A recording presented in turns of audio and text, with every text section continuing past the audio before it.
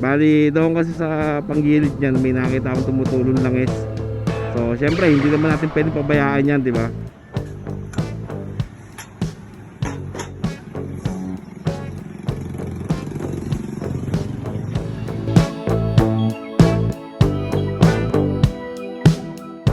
What's up mga buddy? Welcome back to my YouTube channel. It's me again, Motobad. So kamusta kayong lahat dyan mga buddy?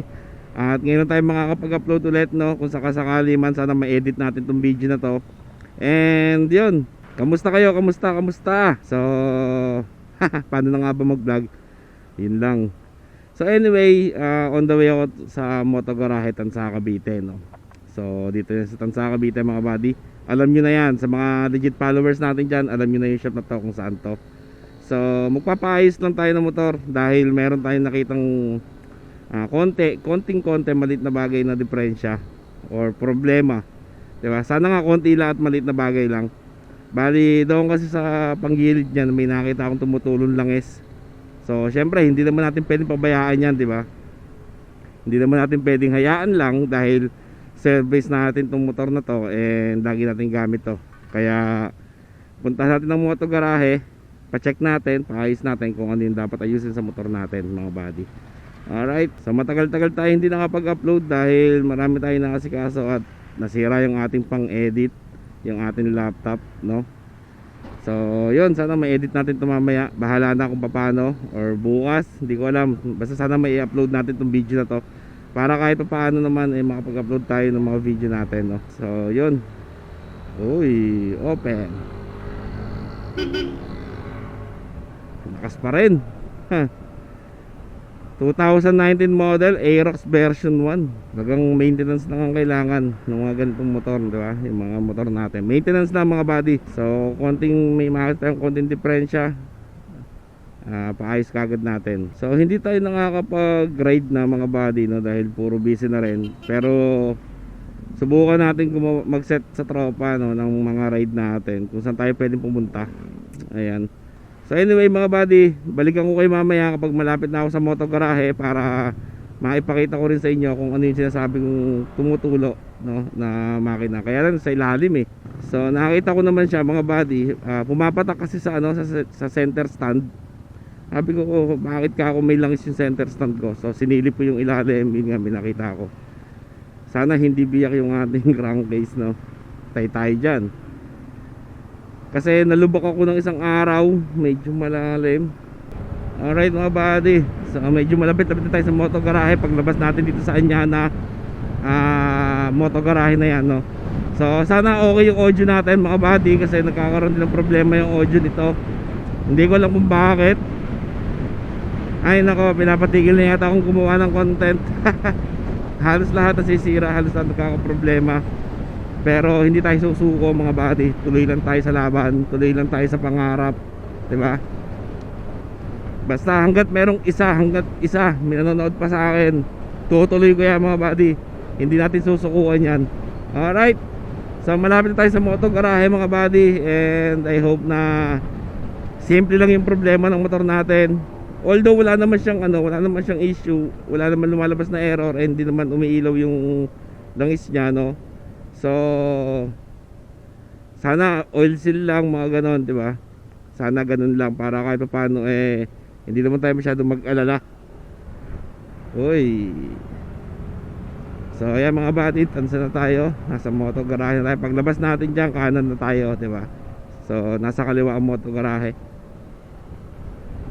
Shoutout nga pala dun sa followers natin or subscribers natin na pumunta dito sa Motogarahe, no? Ayan, shoutout nga pala sa iyo buddy. Kung sino ka man, bali hindi nabanggit sa akin ni parang Edward ang iyong pangalan.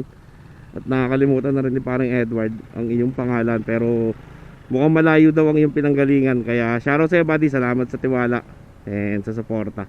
Alright, so ayan, Motogarahe, may tricycle. So ito yung sinasabi ko sa inyo mga buddy, nasa ilalim nito. Ayan yung langis, oh. Puro langis. Para may tumutulong langis. Ha? Anong problema yan? Anong dapat gawin? Sige, magkano oil seal? Sige, Banati. San? di ko kaya akitin dyan.